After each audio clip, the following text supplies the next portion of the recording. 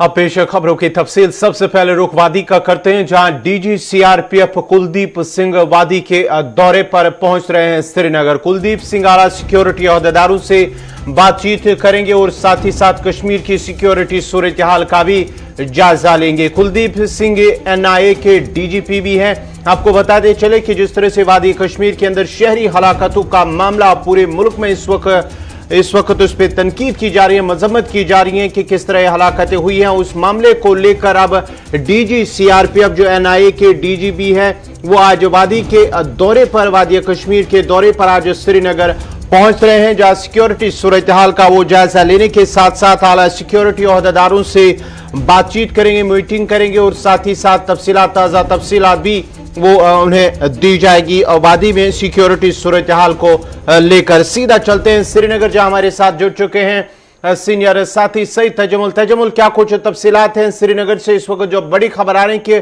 DG CRPF वादी के दौरे पर श्रीनगर पहुंच रहे हैं।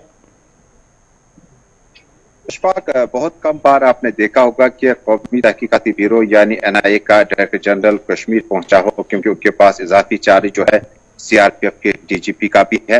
तो दोनों, जो लॉ एंड ऑर्डर की बात करते हैं तो सीआरपीएफ का बड़ा अहम रोल रहता है।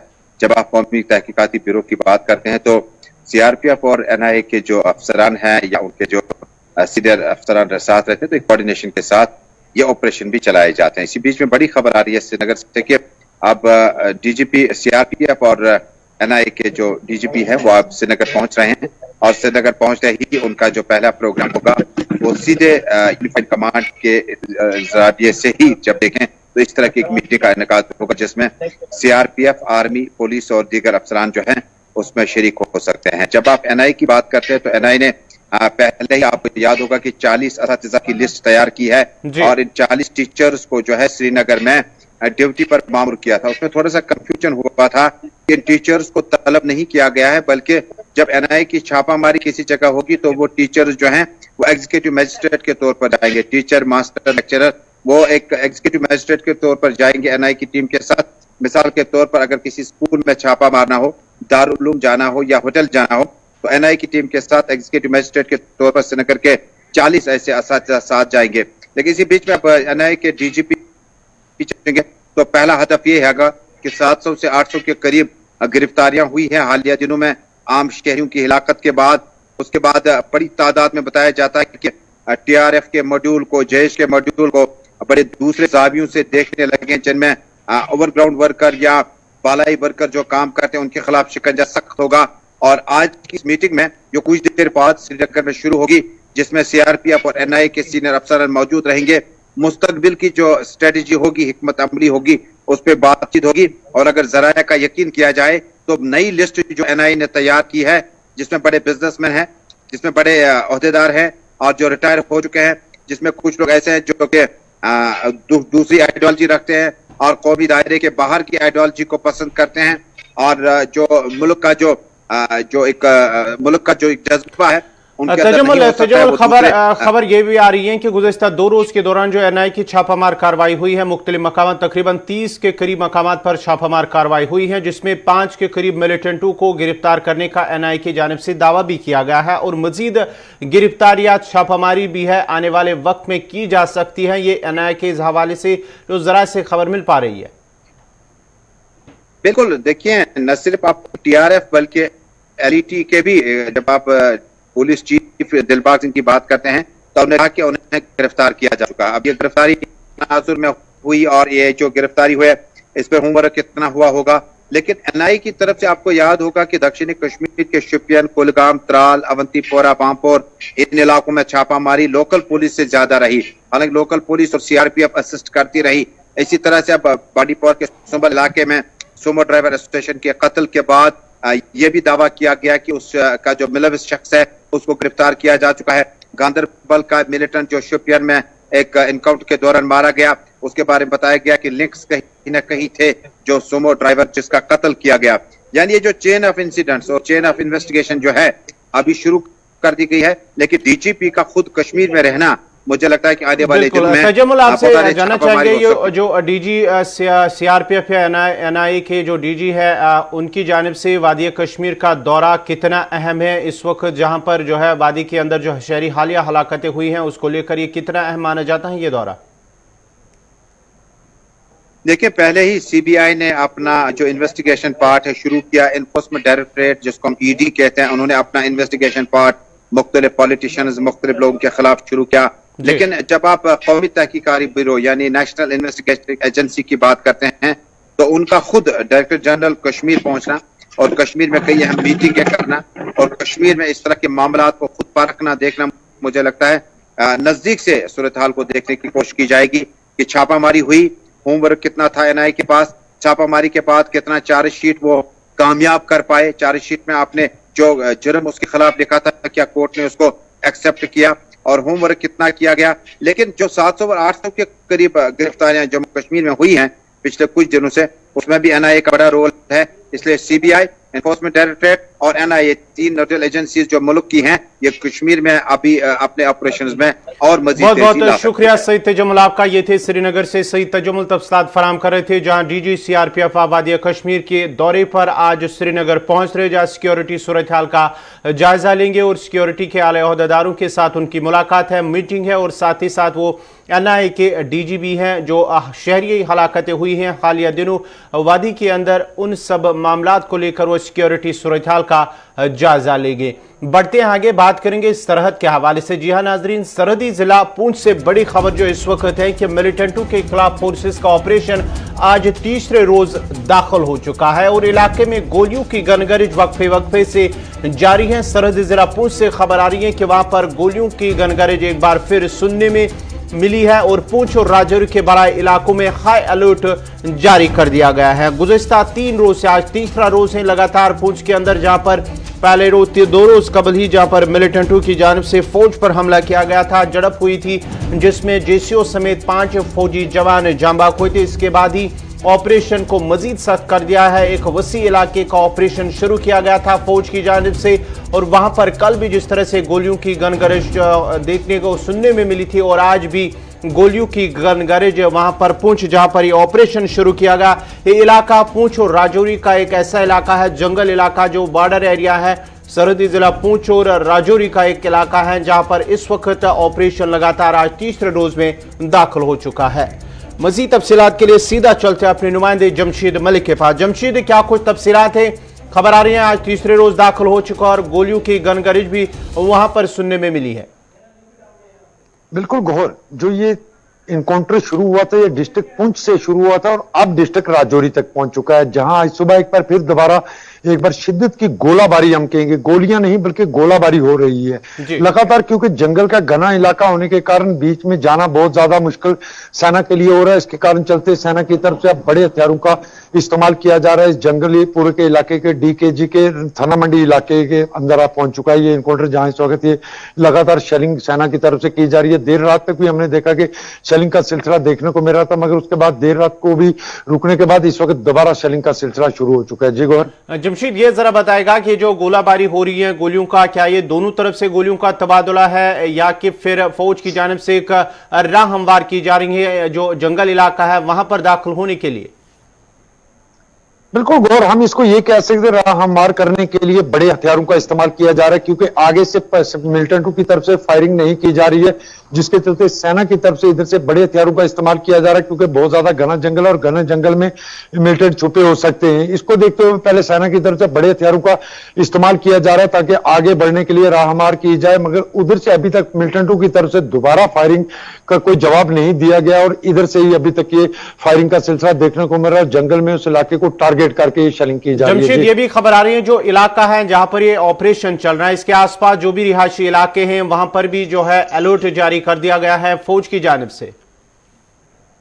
बिल्कुल गौर, इसके आसपास लगने वाले जितने भी आबादी वाले इलाके हैं वहां अलर्ट भी जारी कर दिया और सेना वहां भी मौजूद है, क्योंकि इसको कार्डन 2 नहीं बल्कि 3 पार्ट में कार्डन करके रखा गया है इस पूरे इलाके को, क्योंकि ये बिल्कुल राजौरी और पुंछ का बॉर्डर का इलाका था, जहां से सुरनकोट से शुरू हुआ था और राजौरी तक पहुंच चुका है। और इसके साथ साथ एक जहां जिला पंगाई की बात करें या पंगाई इलाके में पहुंच चुका है, जहां इससे पहले भी एक इनकाउंटर हो चुका है और उसके साथ घनी आबादी भी है। उसको देखते हुए सेना की तरफ से अब आबादी वाले इलाके को भी मासरे में लेकर रखा गया है। जी चलिए, बहुत बहुत शुक्रिया जमशीद मलिक आपका। ये थे जमशीद मलिक तफसीलात फराम करे थे जहां सरहदी जिला पुंछ में जो एनकाउंटर हुआ था उसके बाद ये पूरा इलाका वहां पर राजौरी तक ये फैल गया है।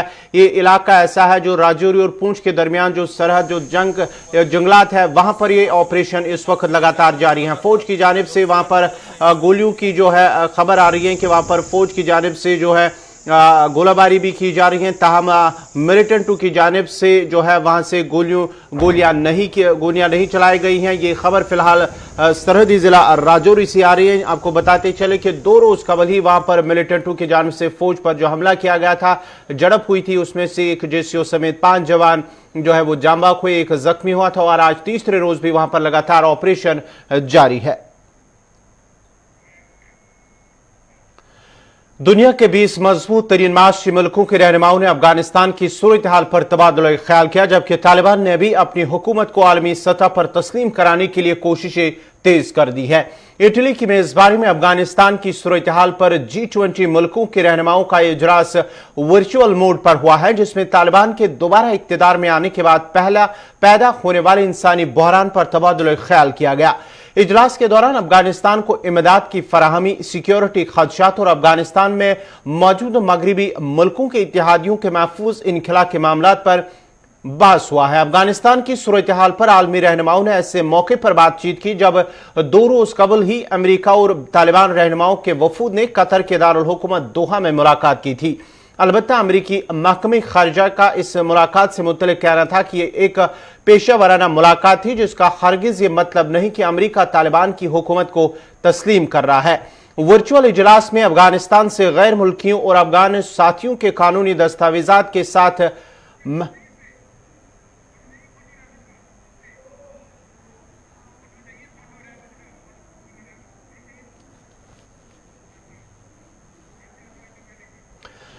साथ ही अब कानूनी दस्तावेजात के साथ महफूज इनखला की यकीन दहानी पर भी बात की गई है और अफगानिस्तान में आजाद बैनुल-अक़वामी फलाही ग्रुपों के जरिए अफगान शहरियों तक बराह रास्त इमदाद पहुंचाने पर इत्तेफाक हुआ। इटली की मेजबानी में G20 रुकन मुल्कों के अफगान बहरान पर खुसूसी वर्चुअल इजलास में 98वें वज़ीर-ए-आज़म ने कहा है कि G20 रुकन मुल्कों को अफगानिस्तान की तालिबान हुकूमत के साथ राबते बरकरार रखने की जरूरत है, लेकिन इसका यह मतलब नहीं कि काबुल इंतजामिया को बाज़ाब्ता तस्लीम किया जाएगा। 98वें वज़ीर-ए-आज़म ने कहा है कि तालिबान को उनके अल्फाज की बजाय अमल से जांचा जाएगा। जर्मन चांसलर एंजेला मर्केल ने कहा है कि जर्मनी अभी तक तालिबान को अफगान हुकूमत के तौर पर तस्लीम करने के लिए तैयार नहीं है। ख्याल रहे कि यूरोपीय यूनियन ने अफगानिस्तान और इसके पड़ोसी ममालिक का इमदादी पैकेज 1 अरब यूरो तक बढ़ा दिया है। यूरोपीय कमीशन की सरबराह ने ऐलान किया कि यूरोपीय यूनियन अफगान इमदादी पैकेज के लिए मजीद 700 मिलियन यूरो जारी करेगा, जबकि यूरोपीय इमदाद अफगानिस्तान में इंसानी, समाजी और माशी जरूरियात पर खर्च होगी।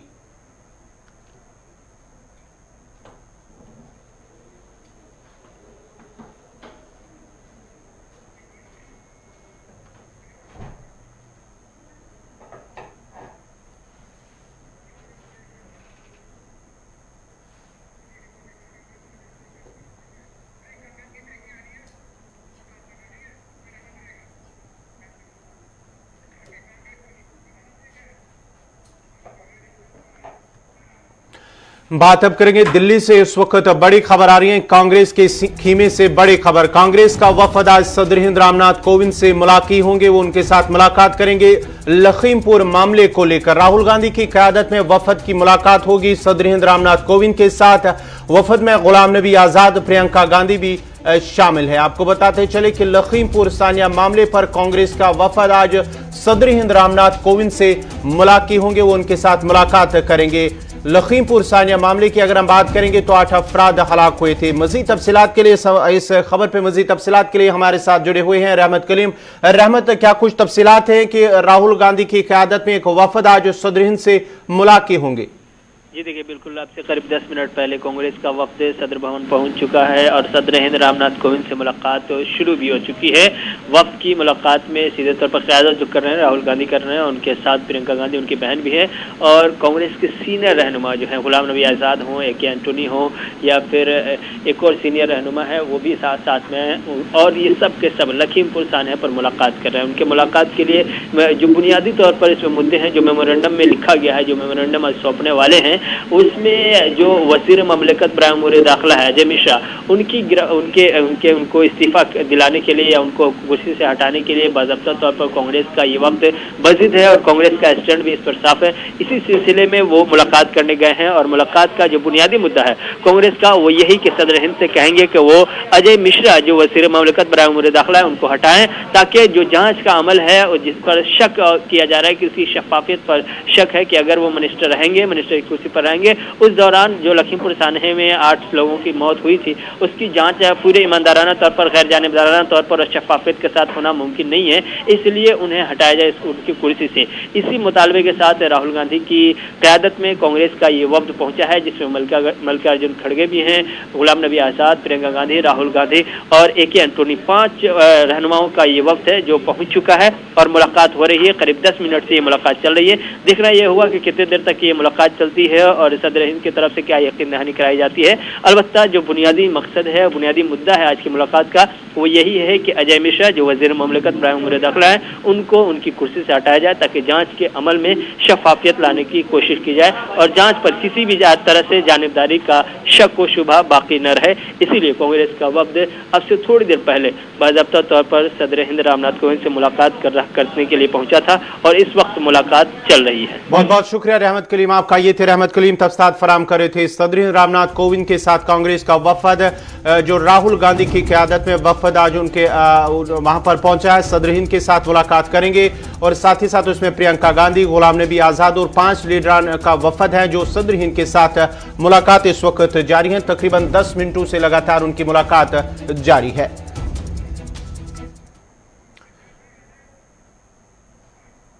बाइडेन इंतजामिया ने नामवर सफारतकार एलिजाबेथ जोन्स को अफगानिस्तान में नकल मकानी और आबादकारी के लिए कोशिशों की क़यादत के लिए नामजद कर दिया है। रिपोर्ट के मुताबिक अमरीकी महकमा खारिजा ने अपने बयान में कहा है कि सफीर एलिजाबेथ जोन्स बतौर कोऑर्डिनेटर पूरे अफगानिस्तान में नकल मकानी की कोशिशों, अफगानिस्तान से अफराद की रवानगी और उन्हें अमरीका में आबादकारी की सहूलियत फराम करने के लिए जारी कोशिशों की निगरानी करेंगी। एलिजाबेथ जोन्स को इनकी रिटायरमेंट से वापस बुलाकर रेस्क्यू और आबादकारी के अमल की निगरानी की जिम्मेदारी सौंपी गई है।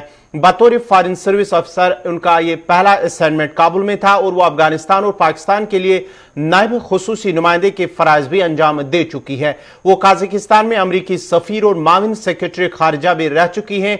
अमरीकी महकमा खारिजा का कहना है कि जोन्स अमरीका में अफगान अफराद की नकल मकानी और आबादकारी में सहूलियत फराम करने की कोशिशों से मुतल्लिक इंतहाई पेचीदा मसाइल पर तवज्जो मरकूज करेंगे जिनसे खुसूसी वाबस्तगी हैं।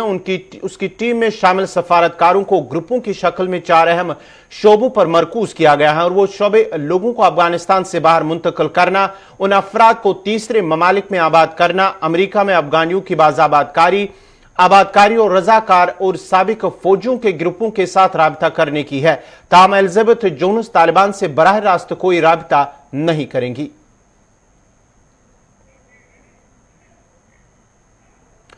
अक़वाम मुत्तहिदा के सेक्रेटरी जनरल एंटोनियो गुटेरेस ने कहा है कि कोविड-19 वबाई अमराज की वजह से दुनिया भर में 10 करोड़ से ज्यादा अफराद गरीबी की सतह के नीचे आ गए हैं और 4 अरब से ज्यादा लोगों को कोई जिस समाजी इमदाद नहीं मिली है।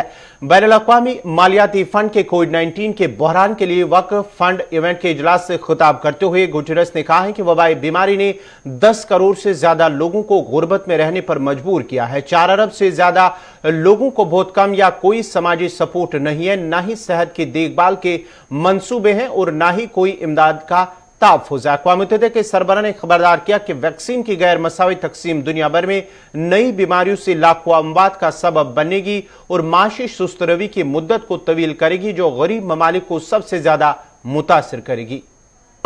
The COVID-19 pandemic has compounded inequalities and reversed development and peace-building gains. These inequalities and weak governance structures create a vacuum that is easily filled by the voices of intolerance and extremism that can lead to violent conflict. Conversely, inclusion is foundational to resilience and sustainable peace.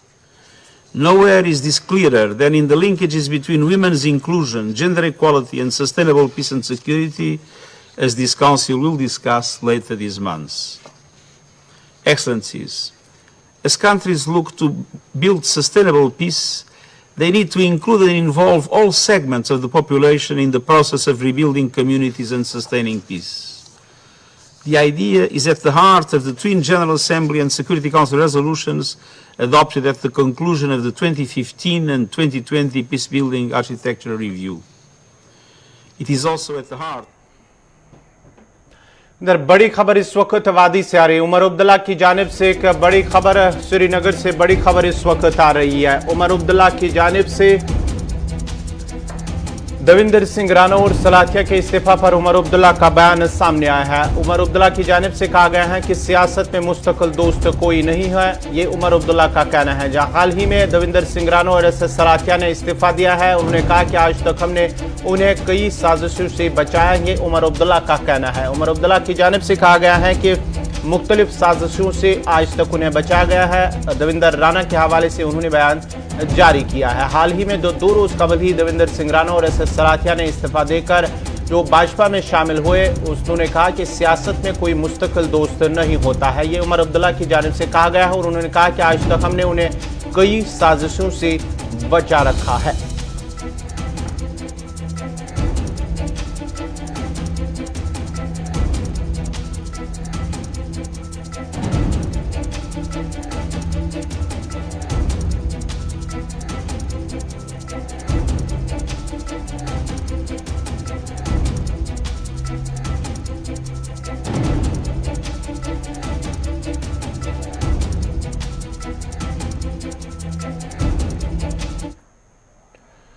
सरहदी जिला कुपवारा के डपल मत्सिल में आज से 2 साल कबल high school की इमारत अगरचे तामीर की गई, ताम मकामी लोगों और अवामी नुमाइंदों ने इल्जाम आयद करते हुए कहा कि इमारत की तामीर के लिए नाकस मटीरियल इस्तेमाल किया गया, जिसकी वजह से अब इमारत खस्ता हो चुकी है। मकामी सरपंच ने गुलिस्तान न्यूज के नुमाइंदे साहिल शमीन से बात करते हुए कहा कि स्कूली इमारत में तकरीबन 80 लाख रुपए वागुजार हुए थे, मगर इमारत पर मयार का काम न हो सका और अगरचे बार बार शिकायत भी की गई, ताम इंतजामिया और मुतल्लिका महकमा टस से मस नहीं हुए। उन्होंने महकमे RNB के आला हुकाम और डिप्टी कमिश्नर कुपवारा से अपील की है, जो भी इसमें मुलविस होगा उसके खिलाफ सख्त से सख्त कार्रवाई होनी चाहिए और ये स्कूली इमारत की तामीर और तजदीद दोबारा की जाए।